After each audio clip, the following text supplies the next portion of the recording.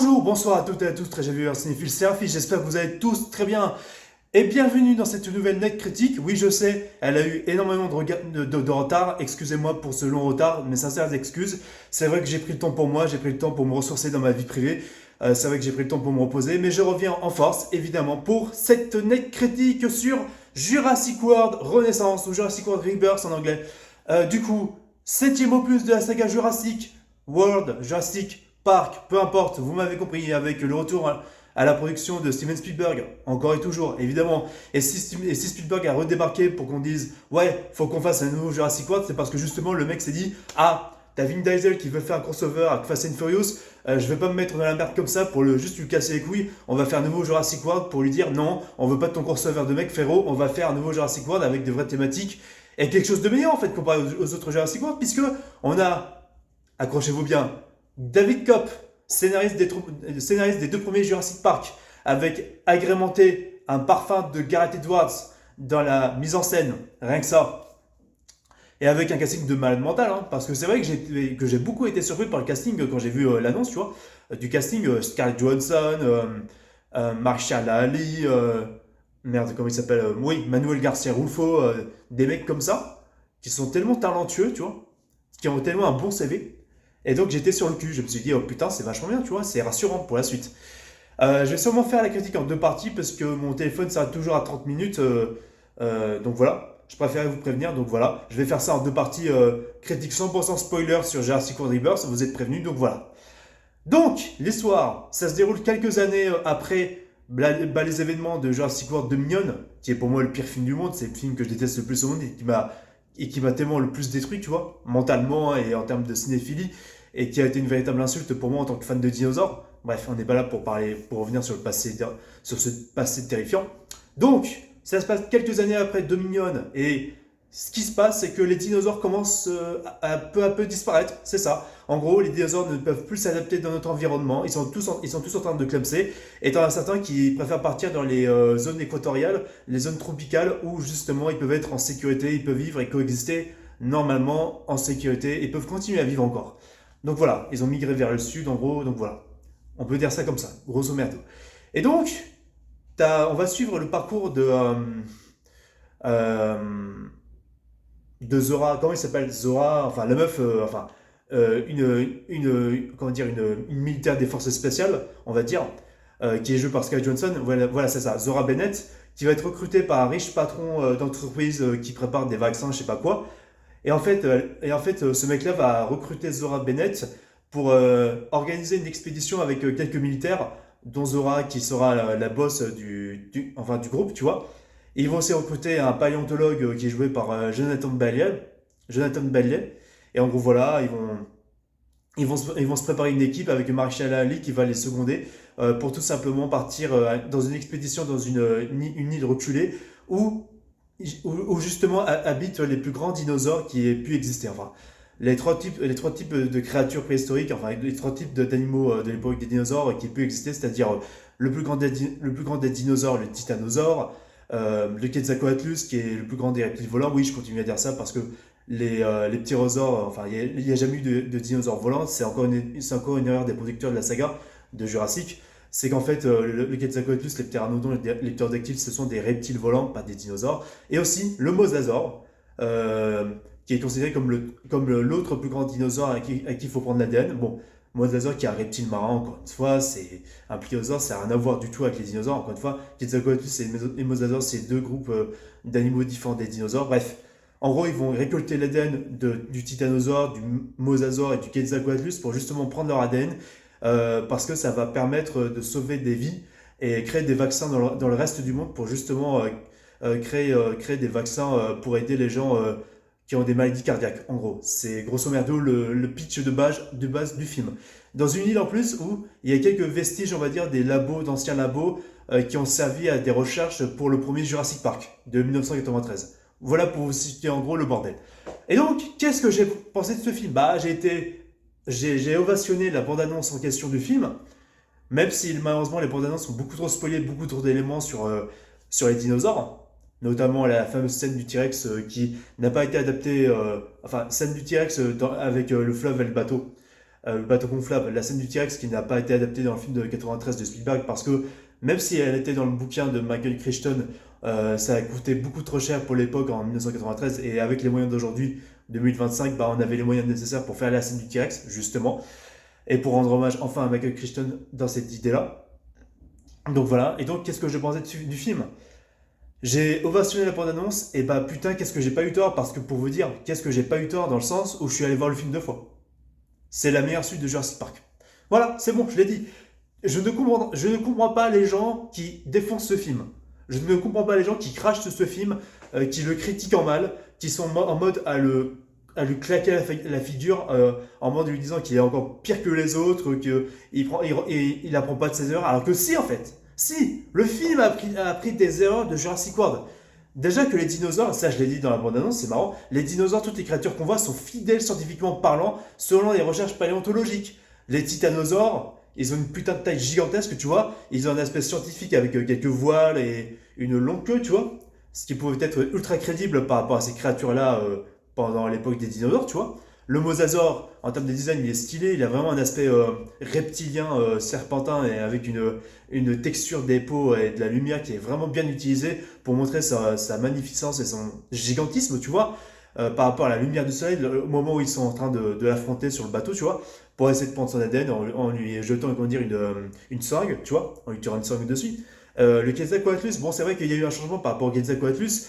Le fait qu'il n'ait pas de crête sur la tête, mais qu'il ait une sorte de corne sur le bec, moi ça me dérange pas tant que ça parce qu'il est aussi justifié que dans le film, il y a quelques modifications scientifiques selon des recherches génétiques sur certains dinosaures. Mais je peux aussi supposer que le Quetzalcoatlus, ça pouvait être aussi un certain dimorphisme sexuel, dans le sens où il pouvait y avoir peut-être, je sais pas, d'autres espèces de ptérosaures qui pouvaient avoir ce genre de bec-là avec une corne dessus. Corrigez-moi si je me trompe, s'il y a des experts en dinosaures ici qui regardent ma vidéo, en tout cas, donc voilà. Euh, mais vu qu'il y a aussi un peu ces excuses de génétique, de changement scientifique des créatures, tout ça, ça peut passer. Déjà qu'on a le T-Rex, carrément, le T-Rex qui est un mutant, littéralement une sorte de T-Rex mutant, tu vois. Même si c'est encore cette excuse en mode, enfin, pas vraiment dans le même sens que dans les Jurassic World, encore un mutant génétiquement modifié, patati patata. Alors que tu vois, il est utilisé à parcimonie dans le film, discrètement, selon le décor de la lumière, où en fait il est caché un peu dans l'ombre, il est tapé un peu dans l'ombre, il prend d'un coup un hélicoptère pour le bouffer. Oui, comme j'ai dit, c'est une critique 100% spoiler, attention, il bouffe littéralement le méchant, du coup, le méchant mania de thune qui en fait, voilà, le bouffe, il arrache le corps et voilà, t'as la main du mec qui tombe par terre avec la valise à la main, tu vois. La valise apparemment où il y a justement, oui, justement, où il y a justement les ADN de dinosaures et de créatures qui serviraient pour sauver des vies, justement. Il y a vraiment cette idée où c'est pas vraiment comme un jeu vidéo, mais il y a vraiment une quête, tu vois. C'est une aventure dans l'univers Jurassic, voilà, comme ce qui a été dans Jurassic Park 3 et dans le monde perdu Jurassic Park. C'est une aventure dans l'univers Jurassic Park avec cette fois-ci enfin les dinosaures dans l'intrigue. Parce que oui, là on parle de chercher l'ADN des trois plus gros monstres de l'époque des dinosaures, tu vois. Prendre leur ADN pour sauver des vies pour des maladies cardiaques, tout simplement. Donc là-dessus c'est respecté. Là on parle de dinosaures du début à la fin. Donc les gens qui se plaignent en mode on parle pas de dinosaures, non c'est faux. Là vous vous plaignez dans 2 minutes qu'il y avait une histoire de sauterelle qui savait à rien et qu'on parlait jamais de dinosaures qui savaient juste d'éléments du décor. Et là on a enfin des films, on a enfin un retour de Jurassic, enfin avec t'as carrément une séquence incroyable où t'as carrément, et pour te dire, les personnages sont vachement attachants. Les personnages humains sont nettement plus attachants et nettement plus mieux écrits de manière réaliste comparé au dernier Jurassic World, comparé à Owen joué par Chris Pratt qui était insupportable, ou même l'autre pétasse qui était joué par Bryce Dallas Howard que je déteste, tu vois. Le côté humain est vraiment bien respecté, d'autant plus que l'un des personnages qui m'a le plus marqué, c'est vraiment le paléontologue joué par Jonathan Bailey, qui a une sensibilité, qui est très humain, qui a cet aspect très scientifique et qui tient à la vie, qui tient au respect de la vie. Quand même, tu as Ed Skrein dans l'équipe qui veut à tout moment balancer des seringues pour tuer les méchants dinosaures s'ils les attaquaient. T'as le paléontologue qui est contre ça, qui dit que ouais, ce serait un péché, que ce serait un irrespect envers la nature, tu vois. Et voilà, j'ai envie de te dire, il n'a pas complètement tort parce que l'être humain a tellement fait du mal à la nature, a tellement déformé la mère nature par rapport à la génétique, par rapport au fait qu'on voulait contrôler la nature et qu'on voulait manquer de respect par l'aspect de la science, on va dire, au principe même de la vie, quoi, et au principe même du fonctionnement, on va dire, des écosystèmes. Et il y a un message très sous-jacent sur l'écologie par rapport à ce film-là, qui est très bien réussi, très bien retranscrit, qui est très bien respecté par rapport à l'hommage du premier Jurassic Park. Et là-dessus, il n'y a pas photo là-dessus. Il y a cette dualité qui est assez intéressante entre le militaire qui veut se défendre face à ces monstres-là, tu vois, au cas où, et le scientifique, enfin le paléontologue qui est contre ça. Il y a cette balance entre les deux qui, voilà, qui est bien installée jusque-là, jusqu'à ce que Ed Skrein soit justement le premier à se faire bouffer par un spinosaure, tu vois, et il se fasse emporter par ces monstres-là, quoi. Et même par rapport aux militaires et par rapport aux méchants qui se font bouffer par ces monstres-là, il y a vraiment un aspect un peu horrifique, quoi. Quand t'as le mec, voilà, l'espèce de militaire imposant qui parle français, t'as cette idée où en fait, voilà, il va regrimper les murs, tout ça, pour escalader les murs, pour aller revenir voir Duncan et justement le magnat enfin le chef de l'expédition, quoi. Et donc voilà. Et justement, il y a un plan où justement on découvre que bah, t'as le français qui se fait bouffer par le ghostier du Quetzalcoatlus, et il y a un aspect vraiment horrifique, il y a vraiment un aspect un peu glauque, un aspect vraiment assez perturbant par rapport à ça. Et ça Gareth Edwards a très bien réussi le coup. Et il y a vraiment cet aspect où vraiment il y a aussi bah, la meuf sur la plage qui se fait bouffer par le spinosaure, et on voit juste à côté le spinosaure qui sort du décor des rochers. Et donc voilà, le spinosaure qui la bouffe et qui amène toutes les réserves et les provisions, voilà, enfin la moitié des provisions. Et donc cet aspect où il y a vraiment une mise en scène, il y a un plan où vraiment tu as Duncan qui va appeler son ami qui se fait bouffer, voilà, qui est dévasté, qui est souffrant. Et tu as la scène où justement tu as le sang qui va aller sur la plage, et t'as le militaire français qui va prendre le chiffon de son ami décédé avec du sang dessus qui coule, et vraiment un aspect gore par rapport à ça, avant que justement ce personnage du français se fasse bouffer par le Quetzalcoatlus. Il y a vraiment une thématique où vraiment t'as les personnages comme Duncan qui en ont quelque chose à foutre réellement que ses amis meurent, quoi, bouffés par ces monstres-là. Il y a vraiment une peine par rapport à ça qui se ressent dans le film. Même s'il y a le côté vraiment peluche, le côté enfantin, avec ce personnage enfin ce dinosaure de Dolores, qui est un. Comment il s'appelle déjà ce dinosaure Qui est un. J'essaie de trouver le nom du dinosaure, c'est un ankylops, voilà, un petit cératopsien, une sorte de petit triceratops, un ankylops, c'est ça. Dolores, qui est une petite femelle, voilà, qui va voir la petite famille de Manuel Garcia Rufo, qui va dire bonjour à la petite fille, elles vont être copines-copines, tu vois. Euh, et même par rapport à ça, il y a même une évolution. Même la gamine à la base, elle aime pas les dinosaures par rapport à ce qu'ils ont fait, par rapport au bordel qu'ils ont provoqué, tu vois. Mais voilà, quand elle rencontre Dolores, quand elle voit que Dolores elle est inoffensive, tu vois, elle commence à être rassurée, même par rapport à son père, à la petite, jouée par Manuel Carcel-Ufo, qui lui dit non, t'en fais pas, c'est un herbivore, elle est gentille, tout ça. Il y a même une évolution par rapport au personnage qui apprend comment dire, à avoir moins peur des dinosaures, parce que t'as des dinosaures qui peuvent être ultra sympas, genre des petits dinosaures, des grands, des moyens. On a eu de tout dans Jurassic Park. Et il y en a eu de tout dans l'histoire des dinosaures, quoi qu'il arrive. Et donc, on a eu justement bah, Dolores, qui est une petite femelle, voilà, toute mignonne. Voilà, il y a la petite fille qui va être copine avec elle. La scène du radeau. Enfin, oui, la scène, enfin, la scène du radeau, non, la scène du bateau avec le T-Rex, extrêmement bien réussie, même s'ils ont tous spoilé dans les bandes annonces. Même si le T-Rex il a un côté imposant et musculeux, ce qui a été retranscrit dans les dernières recherches scientifiques.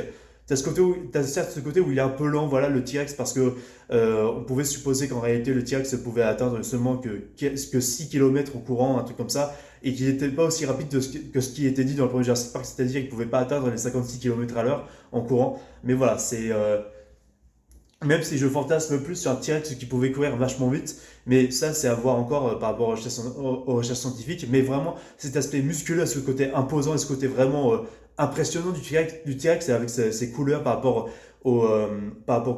à la texture, c'est vraiment bien réussi comparé au Jurassic World où j'avais vraiment critiqué ça par rapport aux dinosaures qui étaient fake par rapport à ça. Mais vraiment le T-Rex qui est vraiment vachement impressionnant quand il nage dans la flotte, quand il essaye d'attraper ses victimes, quoi, et de bousculer le bateau, tout ça, c'est vachement impressionnant, même par rapport à la musique qui est sous haute tension, parce que moi, j'ai la musique d'Alexandre. Parce qu'il faut parler de la musique d'Alexandre Desplat qui est vraiment excellente aussi, quoi. Où il y a vraiment un thème précis par rapport au Mosasaur, par rapport au T-Rex, par rapport à cette tension, ce côté impressionnant, ce côté enfin enjolivé, on va dire, des percussions, où vraiment ça met de l'impact vraiment sur la scène, quoi. Mais genre vraiment. hormis certes le terme de, certes le thème de Jurassic Park qui est repris, mais à la perfection, c'est d'une maestria, et je vais y revenir en question par rapport à une scène en particulier, par rapport au Titanosaure et par rapport à Jonathan Bailey. Pour revenir sur le T-Rex, juste je finis juste avec le T-Rex, c'est une créature, on sent le danger avec ce monstre-là, on sent le danger, on sent qu'il est redoutable, qu'il voilà, qu'il est un peu serpentin, il est un peu dans l'attente pour rayer ses victimes. Et au moment où il gobe le bateau où il y a la petite, en fait non, la petite a bien survécu. Et il y a vraiment ce suspense où vraiment le T-Rex essaye de peu à peu de se faufiler dans les crevasses, tout ça, de se faufiler justement pour bien attraper ses proies, pour bien capturer ses proies, tout ça. Enfin, je vais répéter un peu, mais c'est vraiment très impressionnant. Et le T-Rex est magnifique visuellement, même le cray est bien retranscrit. Là où le cray avait été un peu changé, avait carrément été changé dans Jurassic World les précédents et que c'était de la merde, là le cray est plus imposant et il rappelle réellement le cri du T-Rex de 1993 et même du Monde Perdu de Jurassic Park et même le cray aussi de Jurassic Park 3. Donc là-dessus, c'est aussi par rapport à ça. Il me reste un quart d'heure avant que je fasse la seconde partie, donc vraiment voilà. Comme je vous l'ai dit, les dinosaures, les créatures en termes de design scientifique sont vachement bien respectés. Les dinosaures qu'on n'a pas vus dans les bandes annonces, à part peut-être dans la pub Jeep qui fait la promotion de Jurassic World Rebirth, qui était très amusante, on voit, attention spoiler, les Compsognathus, tout en haut, les petits dinosaures, voilà, qui voilà, en gros, voient Jonathan Bailey tomber dans la flotte. Mais attention, Jonathan Bailey qui bien sûr dont la chute a été amortie par les espèces de grands feuillages, voilà, où il tombait peu à peu par ces trucs-là, par ces grands feuillages-là, qui rappellent justement la scène de Jake Sully à la fin de Avatar, le premier film Avatar où tu as Jake Sully qui tombe sur les grandes feuilles, tout ça, pour amortir sa chute. Peut-être que c'est un clin d'œil de Gareth Edwards par rapport à ça, puisque Gareth Edwards a mis tellement de clins d'œil à la science-fiction dans son film. On connaît Gareth Edwards pour son amour pour la science-fiction. Quand on voit littéralement le T-Rex, on voit qu'il a le style on voit qu'il a le style d'un xénomorphe d'Alien, on voit qu'il a le style du Rancor de Star Wars, on voit qu'il y a bien sûr le style du T-Rex, voilà. Ça rappelle beaucoup en termes de design, ça rappelle beaucoup le côté muto de Godzilla 2014. Même par rapport aux mutadons, les mutadons sont très intéressants. Et il y a beaucoup de références par rapport au premier Jurassic Park, par rapport au Velociraptor, où vraiment la scène où vraiment ils sont dans le supermarché, où tu as Manuel Garza Rulfo qui va faire marcher sa tête et balancer un truc à côté pour justement que le mutadon puisse voir ce qui se passe à côté. Et intelligemment parlant, ces personnages-là vont se cacher derrière les grillages, dans les égouts, pour pas se faire choper par ces monstres-là. Et là-dessus, c'est réussi. Là-dessus, c'est réussi. Il y a du suspense et c'est intelligent. Les personnages réagissent intelligemment. Pas comme dans Jurassic World Fallen Kingdom, où tu as carrément un chasseur qui va dans la cage du méchant dinosaure mutant, va lui prendre sa dent comme un con, et t'as le monstre qui se réveille et qui s'échappe. Tu vois, il n'y a même pas ce genre de moment-là. Ok, dans Rebirth, tu as cette scène où tu as un peu, le petit ami de la fille du papa de la famille, bref, enfin de la fille de Manuel Garza Rulfo. Tu as le petit ami de la fille de Manuel Garza Rulfo qui va être en mode un peu concon, qui va être un peu à côté de la plaque, qui amant va se pisser dessus quand il a vu le mutadon défoncer les vélociraptors et en capturer un, tu vois. Même si c'est pas montré avec parcimonie, parce que voilà, là le message de Gareth Edwards, c'est que on voulait pas faire de combat contre des mutants et encore contre des dinosaures. Et aussi, bon, je sais pas, et aussi c'est pour ça que peut-être c'est aussi pour cette raison-là qu'on n'a pas eu de combat contre le T-Rex et le T-Rex. Mais bon, là-dessus, les gens devraient être contents. Les gens devraient être contents parce que on n'a pas eu de combat encore contre un mutant et encore contre un dinosaure. Là-dessus, ils ont fait l'impasse de ça. Ils se sont dit, on va mettre de côté les combats entre monstres et dinosaures. Voilà. On va faire un film plus intelligent, plus respectueux par rapport à ce que les fans ont demandé. Et là, c'est ce que vous avez eu, les mecs. Donc, vous ne plaignez pas de ça. Pourquoi les gens, vous dites des préjugés et que vous vous focalisez sur ces préjugés-là en mode ah bah c'est une généralité, il faut faire avec. Non, les gars, si vous avez ce que vous voulez, si vous avez enfin ce que vous voulez, si vous avez enfin un film comme Jurassic World Rebirth qui prend son temps, qui montre avec parcimonie pour instaurer du mystère et du suspense par rapport aux dinosaures, qui montre pas tout d'un coup et qui est pas en full action en mode Fast and Furious, en mode blockbuster bourrin comme Dominion, enfin, si vous avez enfin ce que vous avez, c'est-à-dire ça par exemple, vous n'avez pas à vous plaindre, vous n'avez pas à vous dire en mode ah là je me fais chier, c'est de la merde. Non, non, arrêtez d'émettre toujours les mêmes critiques. À un moment donné, décidez-vous enfin sur le film que vous voulez voir, quoi. Arrêtez de vous dire non mais ceci, non mais patati et patata. En fait, j'ai des craintes et mes craintes, voilà, je me focalise sur mes craintes. Non, en fait, ouvrez-vous l'esprit, soyez content de ce que vous avez enfin, vous voyez. Et même s'il y a beaucoup d'hommages au premier film, certes, il y a quand même du repompage par rapport au premier film. Que ça soit la scène avec les mutadons qui rappellent celle des vélociraptors, que ça soit, on va dire, voilà, la scène des titanosaures qui rappelle beaucoup celle du brachiosaure de 1993, que ça soit aussi la toute fin du film où en fait ils partent en bateau et ils voient les dauphins, voilà, sauter dans les océans. Enfin, sauter dans l'océan, sauter dans l'eau, quoi. Mais ce qui rappelle beaucoup la scène des pélicans à la fin du film, de 93. Mais voilà, cette thématique où vraiment Gareth Edwards utilise les clins d'œil, mais sans les singer bêtement, quoi. Il utilise des clins d'œil de la saga, vraiment des références de la saga, des bons easter eggs, où vraiment ça sert au récit. La scène de fin, de toute fin du film, où tu as carrément les dauphins qui sautent dans l'eau, tout ça, bah, ça rappelle l'idée que c'est les mammifères qui sont les boss de la Terre. C'est les mammifères, nous les êtres humains et les animaux mammifères, voilà, qui sont les maîtres de la Terre maintenant. C'est notre règne à nous parce que les dinosaures sont en train de redisparaître. Là, c'est fini pour eux. Et il y a vraiment ce côté pessimiste, il y a vraiment ce côté mélancolique du film où vraiment t'as peu à peu les dinosaures qui, voilà, c'est expliqué par un écriteau au début du film. Voilà, ça fait depuis longtemps que les dinosaures ont ressuscité sur la Terre, mais dû au changement climatique, maintenant les dinosaures sont en train de redisparaître. Et il y a vraiment cette idée où tu as carrément cette idée où vraiment tu as une affiche qui est en train de disparaître par un pot de peinture sur un mur à New York, où il y avait une publicité en mode il y a un T-Rex dans un zoo, mais maintenant que peu à peu, vu que peu à peu les dinosaures sont en train de disparaître, tu as carrément l'apatosaure au début du film qui voilà, se meurt peu à peu, voilà, qui s'écroule parce qu'il pouvait plus s'adapter à la chaleur et à la température de la Terre, quoi.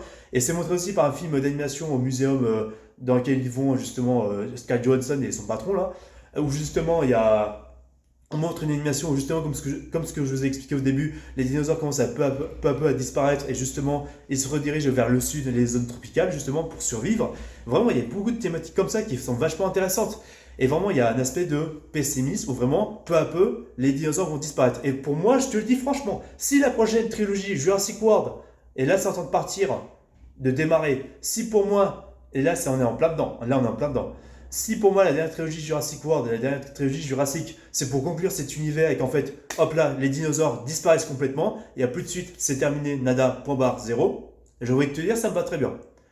Peut-être qu'on n'aura pas eu cette idée en mode dans Dominion, comment on allait cohabiter avec les dinosaures, et que la question n'a jamais été répondue par Dominion, même si à côté il y avait tout le scénario de merde qui allait pas dans la saga, à côté, mais voilà. Au moins on a eu cette idée où il y a une conclusion, et voilà. Il y a une fin par rapport à ça. Il y a une fin de thématique, il y a une sorte de nouveau départ qui est vraiment retranscrit. Et d'ailleurs aussi en termes de dinosaures qui apparaissent dans le film, qui n'étaient pas montrés dans les bandes annonces, il y a une apparition très furtive d'un ankylosaure au moment où tu as justement le méchant qui essaye de s'échapper de l'île, mais il galère parce qu'il ne trouve pas son chemin à cause de la pluie, à cause des orages, tout ça. Ce qui rappelle beaucoup la scène de Dennis dans le premier film de 93. On voit furtivement un ankylosaure comme si c'était une bestiole qui peut gêner la route, tout ça. En pleine nuit. Donc voilà, c'est très intéressant et le voir, cet ankylosaure-là, bien réussi visuellement. Donc ça me fait très plaisir par rapport à ça. On a aussi à un moment donné un Agnuronyatus, un petit reptile volant tout vert, hein, au moment où tu as Marshall Ali qui découvre qu'il y a des escaliers pour descendre la falaise, au moment où ils sont en train de capturer de l'ADN d'œuf, on va dire, enfin l'ADN d'œuf, enfin l'ADN d'un embryon de Quetzalcoatlus qui est dans un œuf, quoi. Donc voilà, c'est très intéressant par rapport à ça. Il y a vraiment de l'épique, il y a vraiment un côté monstrueux, il y a vraiment cette idée où vraiment les personnages sont affectifs entre eux, quoi. Et sont, comment dire, fusionnels, il y a vraiment un côté amical par rapport à ça. Mais ça, bien sûr, je vais l'aborder dans une seconde partie, c'est-à-dire dès maintenant. Donc soyez au rendez-vous, salut à tous.